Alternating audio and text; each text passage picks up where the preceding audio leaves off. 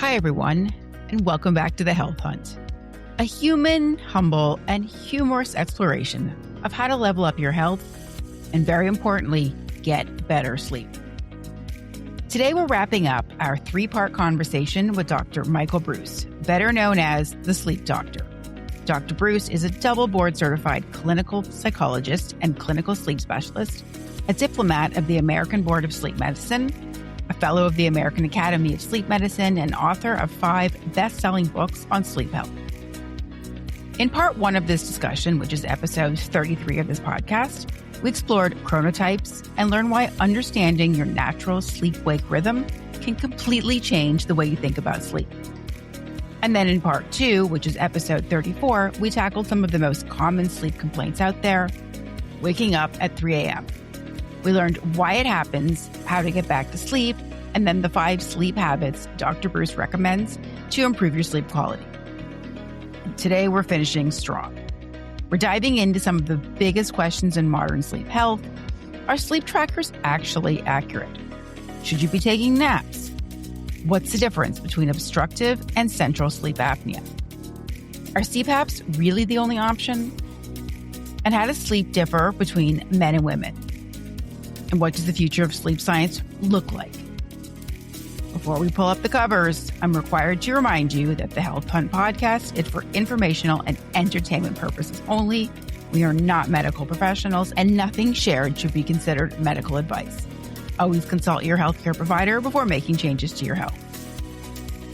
Now let's get comfy and join the final part of our conversation with Dr. Michael Breus, the sleep doctor. Quick topic here, wearables. Just one question on wearables. There's been an explosion in sleep tracking. I mean, everyone knows this. I think you're wearing an Oura Ring, if I saw your hand correctly. We have Oura, Whoop, Apple Watch.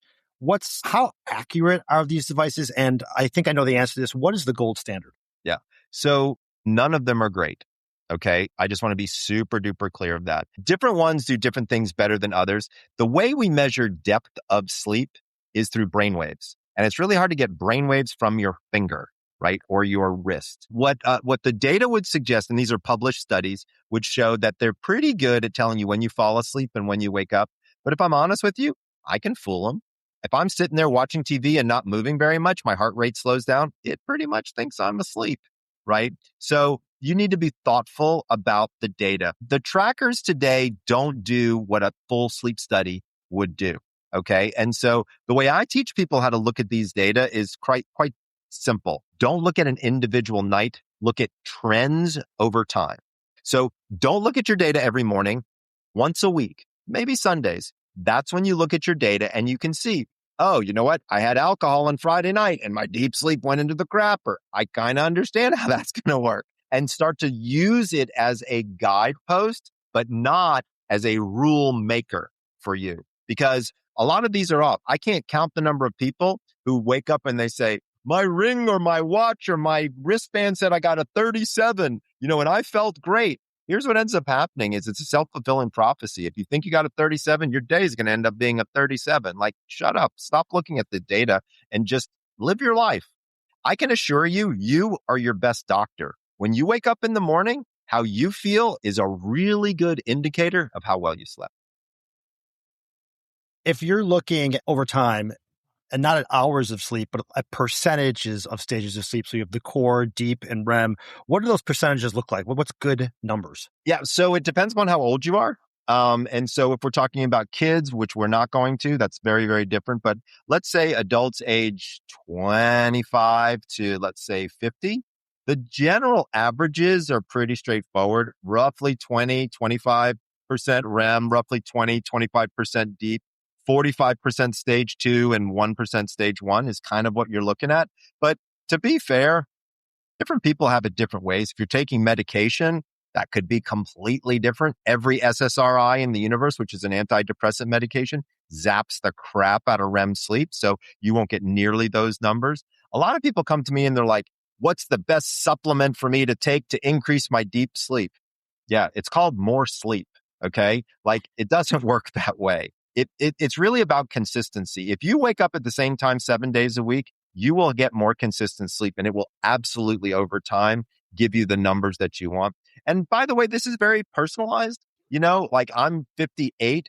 My Oura Ring looks very different than when I was 50. And so don't go tried and true. Just look at trends. You'll be much better.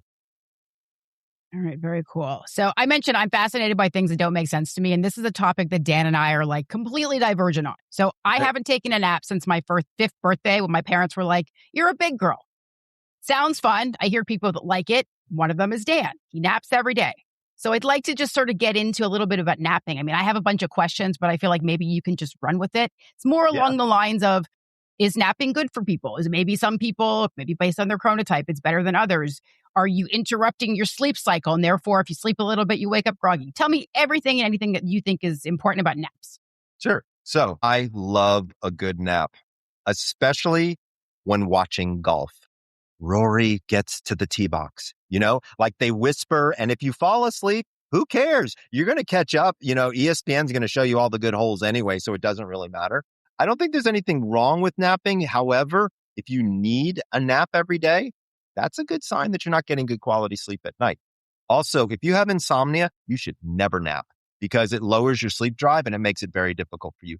Dolphins should never nap, full stop. It doesn't do you any good. You're already trying to get good sleep anyway. You've got plenty of energy. There's no reason to do it. But again, I don't have a problem with napping, especially as an escape hatch. Like if for some reason you only got 5 hours of sleep, should you nap? It's probably not the worst idea in the universe, but you want to keep your nap short, about 20, 25 minutes. And you really don't want to nap much past 2:00. Now, certain parts of the world, like Latin America, they have this thing called siesta, right? It's awesome. Everybody stops and goes home and takes a nap and all that kind of stuff. That is culturally ingrained in their genetics. Unless you are of Latin American descent, meaning you're from Latin America, there's a high likelihood that you probably don't need a nap every day. If you do need one every day, it's probably worth taking a look at. Okay, but just quickly, because you mentioned the 20 minutes and we've talked about sleep cycles. So there are 90 minutes? So if you were to nap 20 minutes, doesn't that put you... 5 minutes is probably here's why I say that number is because once you go past 25 minutes, you hit deep sleep and something called sleep inertia kicks in. And then you feel like dog shit after you wake up from your nap, right? I mean, if you ever taken a nap and felt worse, not better, it's because you slept too long in your... Thank you.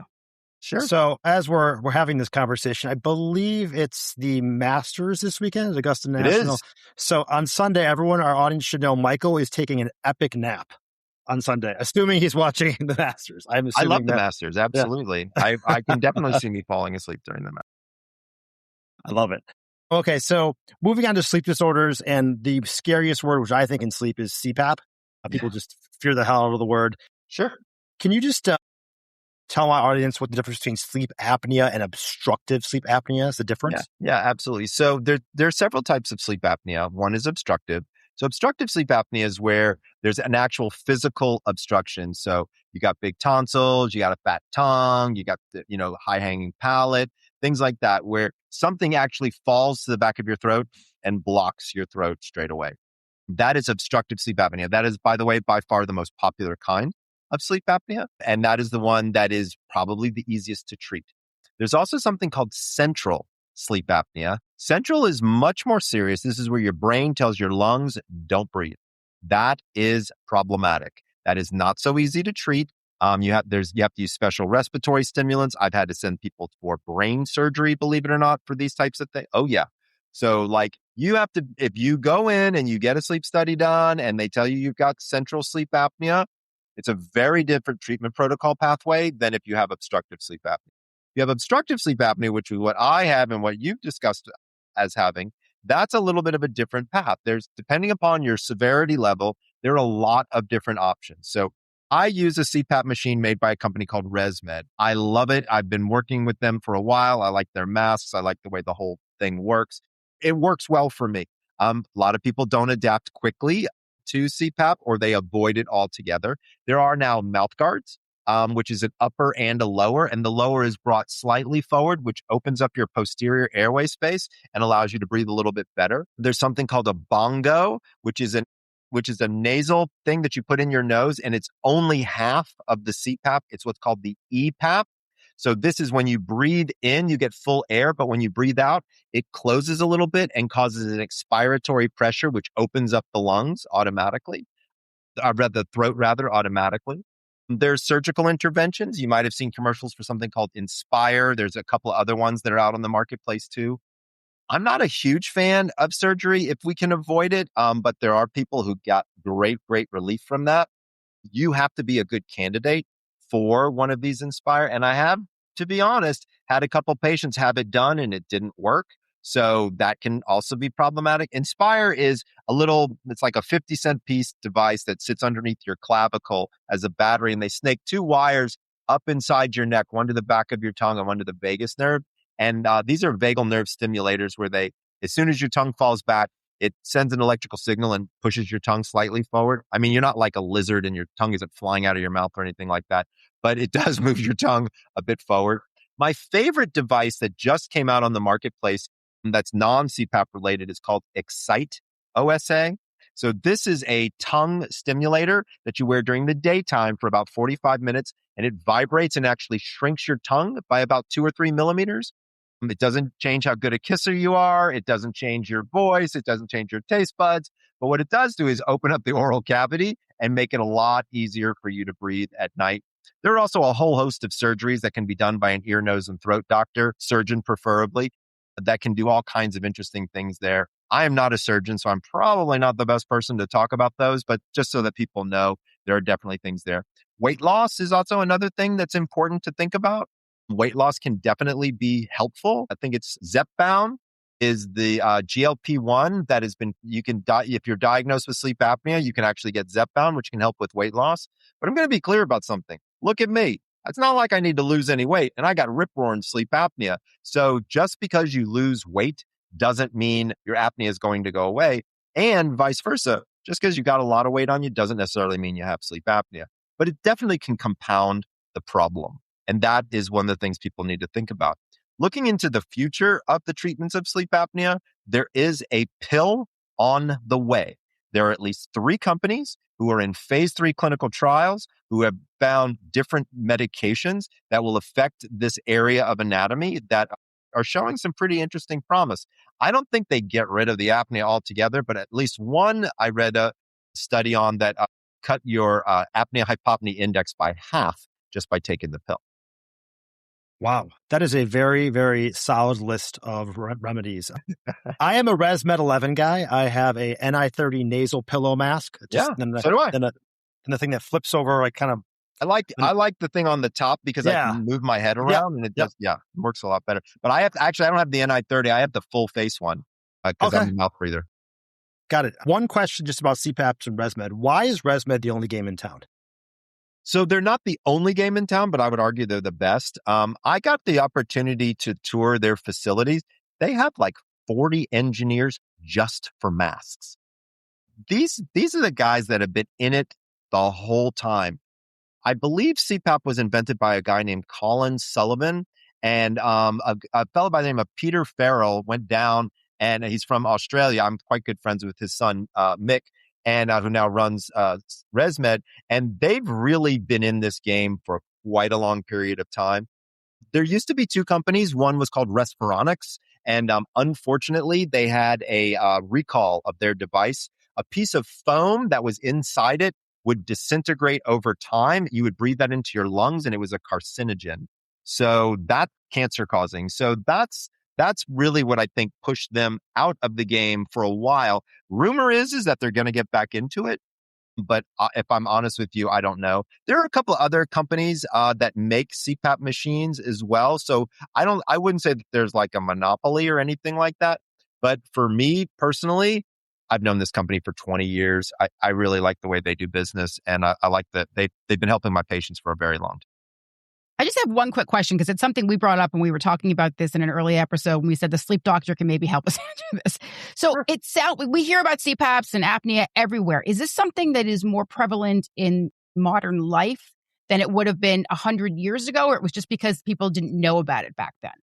So a little bit of both. It depends on how far back we go. The first description of sleep apnea in any form of literature was actually in Dickens, the Pickwick Papers, which was, there was a guy who had Pickwickian syndrome, which was a guy who was very heavy and had a big nose. And so that's from like the 1870s or so, I think, Charles Dickens. But it's been around for a while.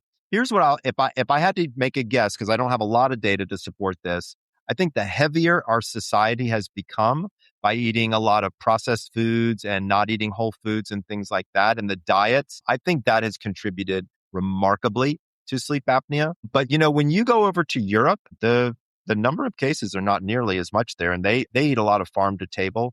But then, for example, if you go to the Middle East, it's rampant in the Middle East. So I think there's a lot of cultural aspects to it. I think it has a lot to do with body habitus and how that has changed over the course of time. One thing I will tell you is insomnia wasn't around until that idiot Thomas Edison invented that thing called the light bulb. And once he did that and people could work at night, all bets were off and insomnia was really kicking into gear. Unfortunate for all of us. I know, right? Leave the lights off. Exactly. All right. So the last section we want to get into, and it's interesting to us because Dan and I represent two different genders. Mm-hmm. The differences between men and women biologically with respect to sleep. Yep, absolutely. So I'm glad you brought this up because this is an area of study that shouldn't be new, but it is. So when you look at all of the historic data, for example, on sleep apnea, it's all been done on white men, period, full stop, which is kind of bullshit. Like there's a lot of other people in the world besides white men. And so like as an example, we use the criteria for white men on women, which doesn't make any sense. Okay. I would say that within the last 6 months to a year, there's really been a cry from sleep doctors, from women. They have different symptomatology when it comes to something like sleep apnea. As an example, they may have a lower, what we call apnea-hypopnea index, which is the number of times you stop breathing in your sleep. They may have more EEG arousals. They may wake up with headaches or have moodiness that's different.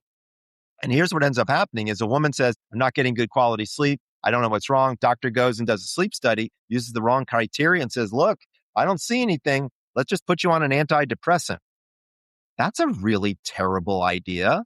That doesn't make any sense to me. So what I can tell you is we are right now in the midst of a lot of new research that's just starting to come out. A lot of doctors are thinking about sleep apnea very differently when they're looking at men versus women. Our company, Sleep Doctor, we're actually looking for devices that can measure apnea in women as opposed to just, specific for women versus men and women, because we think the criteria are going to look different.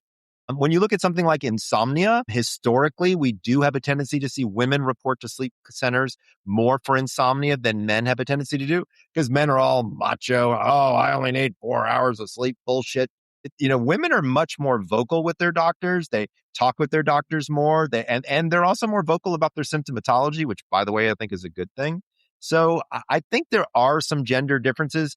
In sleep apnea in particular, we know that the ratio of men versus women is 2-1 until women hit menopause. And then it changes to 1-1 because the hormone changes. Women have a tendency to gain a little weight during menopause and things kind of are a bit different. But there are gender differences for sure across many of the sleep disorders. Okay. And what about sharing a bed? So you said that, you've saved a lot of marriages. Now, in my forensic accounting work, I actually do family law. So if divorces go away, I got to find a new job. But first, you'll have a job forever. Tell me about sleeping.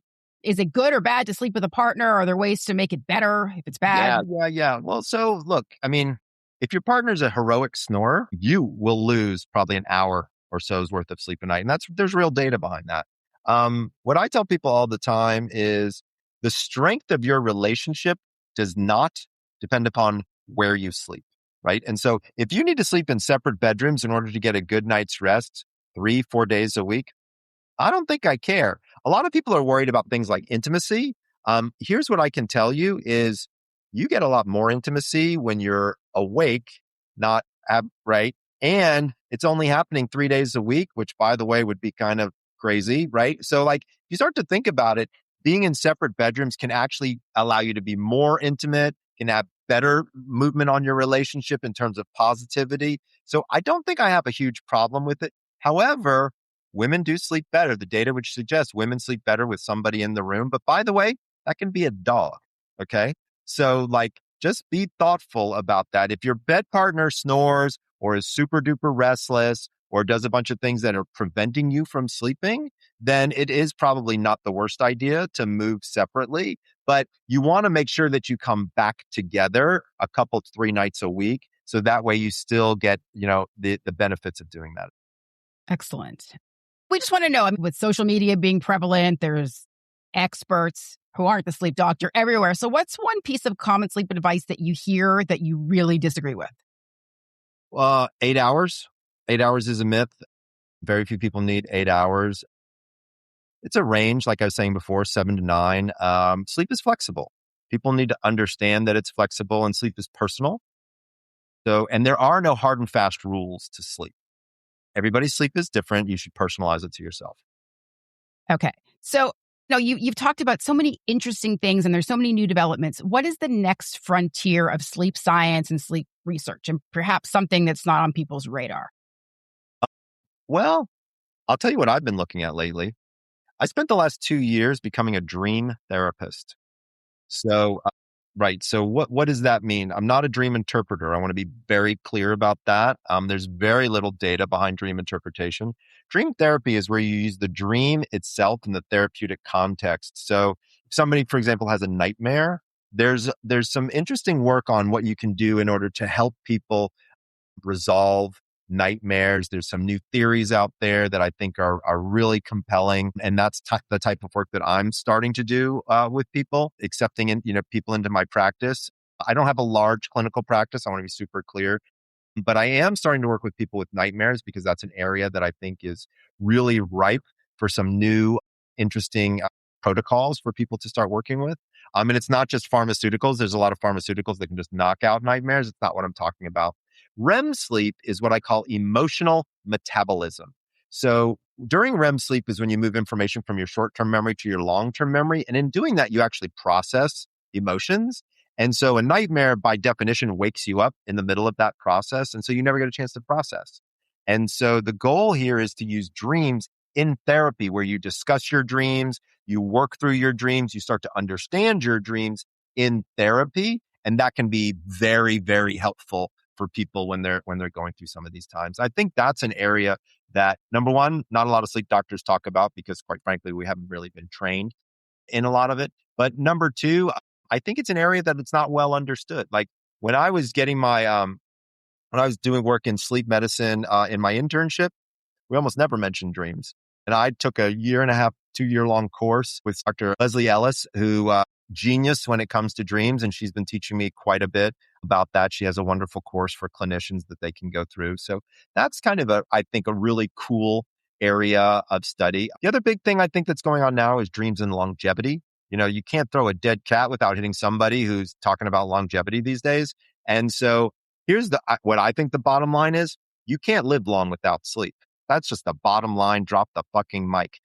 Because at the end of the day, people just, they push sleep to the side and they think, what green drink should I have? And what sauna or ice bath should I get into? And don't get me wrong. I'm not saying there's anything wrong with any of those, but if you're not sleeping well, I can assure you none of that stuff is going to work. So back yourself up to the fundamentals. And if you want to have a long, healthy life, I can assure you, you won't have one without good sleep. I mean, dreams are fascinating. I'm glad you brought that up. They're elusive. They're mysterious. It's just such a great area of research. So, I mentioned this before, but if people want to follow your work or learn more about the things you're doing or get sleep tips, where can they find you? Sure. So my handle on all the social media is The Sleep Doctor. My YouTube channel is where I would send most people. We've got over 1,000 videos there on every topic you can imagine.